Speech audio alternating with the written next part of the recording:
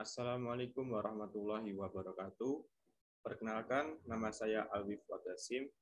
Saya merupakan mahasiswa UPN Veteran Jawa Timur, Fakultas Pertanian, jurusan Agribisnis.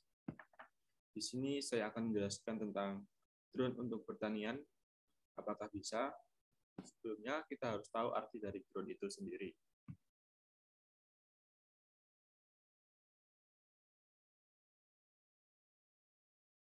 Apa sih drone itu? Drone yang lebih dikenal dengan Unmanned Aerial Vehicles atau UAV merupakan pesawat terbang yang tidak menggunakan awak dan penerbangannya dikendalikan dari jarak jauh. Tenaga untuk menerbangkannya dapat menggunakan mekanis maupun elektrik. Untuk tenaga mekanik diperlukan mesin piston dengan bahan bakar seperti layaknya kendaraan bermotor. Sedangkan pemakaian tenaga elektrik diperlukan sebuah motor listrik menggunakan sumber arus dari baterai. Gaya angkat pesawat terbang tanpa awak tersebut dihasilkan oleh putaran propeller atau biasanya baling-baling. Seiring perkembangan teknologi, pesawat terbang tanpa awak tersebut dapat dilakukan pengendalian dengan menggunakan perangkat komputer agar jelajah terbangnya dapat diawasi dan terbatas pada area yang dibutuhkan. Selanjutnya, pemanfaatan drone untuk pertanian. Yang pertama, penyemprotan pestisida. Dalam pemeliharaan tanaman, pengaplikasian pestisida dirasa kurang efektif jika hanya menggunakan tenaga manusia. Diperlukan waktu yang cukup lama dan tenaga kerja yang cukup banyak untuk melakukan penyemprotan pestisida. Biaya input pertanian pun menjadi lebih tinggi. Selain itu, penyemprotan pestisida menggunakan tenaga kerja manusia akan mempengaruhi kesehatan mereka. Residu pestisida yang terhidup oleh mereka akan berdampak negatif terhadap kesehatan mereka. Dalam pengaplikasian pestisida diperlukan kesadaran dan perlengkapan keselamatan kerja yang tinggi untuk dapat meminimalisir dampak negatif pestisida jika terjadi kontak secara langsung. Salah satu jenis drone yang digunakan untuk penyemprotan pestisida yaitu spraying drone berjenis DJI. Bisa dilihat seperti gambar, itu adalah drone yang berjenis DJI. Drone ini mampu menyemprot 0,6 hektar lahan dengan kapasitas 10 liter pestisida atau pupuk. Satu peta atau sekitar dengan 1,2 hektar lahan sawah perlu disemprot pestisida dengan 2 kali pengisian ulang tangki.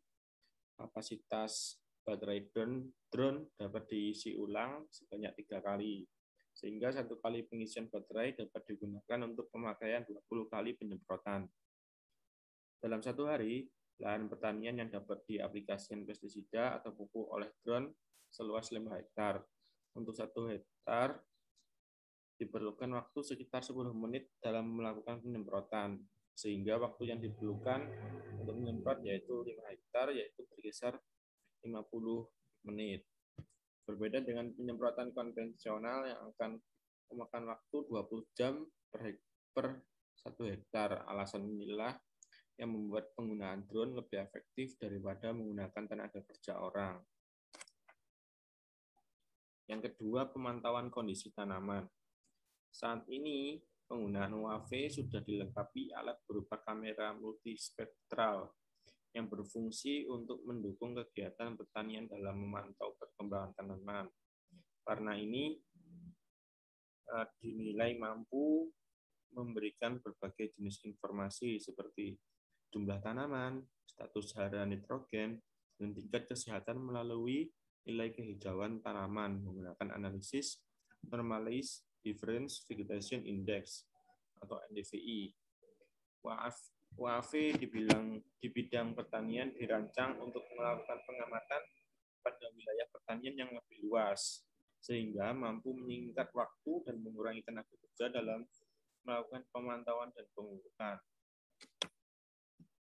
Berikut contoh hasil pengamatan menggunakan analisis NDVI. Hasil analisis NDVI memberikan gambaran tentang kondisi nyata tanaman jagung. Bila NDVI memiliki kisaran mulai dari -1 sampai 1. Jika hasil analisis menunjukkan angka mendekati -1 sampai 0,03, maka wilayah tersebut dinyatakan sebagai wilayah yang tidak memiliki vegetasi. Sedangkan jika menunjukkan angka 0,03 hingga mendekati 1, maka wilayah tersebut dinyatakan sebagai wilayah yang memiliki vegetasi. Berdasarkan tabel, nilai NDVI yang berkisar antara 0,11 sampai 0,22 digolongkan sebagai tanaman yang dengan tingkat kesehatan buruk. Untuk 0,221 sampai 0,42 digolongkan sebagai tanaman dengan tingkat kesehatan normal. Untuk 0,321 sampai 0,72 digolongkan sebagai tanaman dengan tingkat kesehatan baik. Sedangkan nilai 0,721 sampai 0,92 digolongkan sebagai tanaman dengan tingkat kesehatan yang sangat baik. Nilai NDVI dengan tingkat kesehatan buruk biasanya memiliki kendala pertumbuhan seperti kekurangan nutrisi, terjangkit penyakit, hingga terserang oleh hama. Tentunya kondisi seperti ini perlu dilakukan validasi dengan mengecek kondisi tanaman secara langsung. Selanjutnya kelebihan UAV. Yang pertama, fleksibel, dapat dioperasikan relatif cepat di mana saja dan dapat dilakukan secara berulang untuk mendeteksi perubahan. Yang kedua, gambar jelas, karena mampu terbang rendah sehingga dapat menghasilkan gambar dengan resolusi tinggi. Yang ketiga, biaya rendah atau biaya lebih rendah karena untuk akuisisi citra dan perawatan pesawat sehingga biaya operasionalnya lebih ekonomis. Yang keempat, aplikasi yang luas dan beragam. Dan yang kelima, aman karena drone tanpa diperlukan pilot sehingga relatif aman. Selanjutnya, kekurangan UAV. Yang pertama, biaya di awal relatif mahal tergantung pada ukuran dan kompleksitas UAV. Yang kedua, keterbatasan SDM, sehingga harus dilakukan pelatihan dan peraturan untuk menerbangkan UAV di udara. Yang ketiga, keterbatasan kemampuan sensor gambar. Dan yang keempat, kualitas drone jelek. Pengelolaan citra dapat lebih sulit apabila stabilitas pesawat rendah dan penggunaan drone yang berkualitas rendah. Berikut daftar referensi saya ketika membuat materi ini.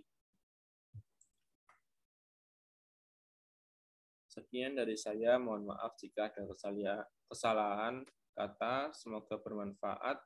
Terima kasih. Wassalamualaikum warahmatullahi wabarakatuh.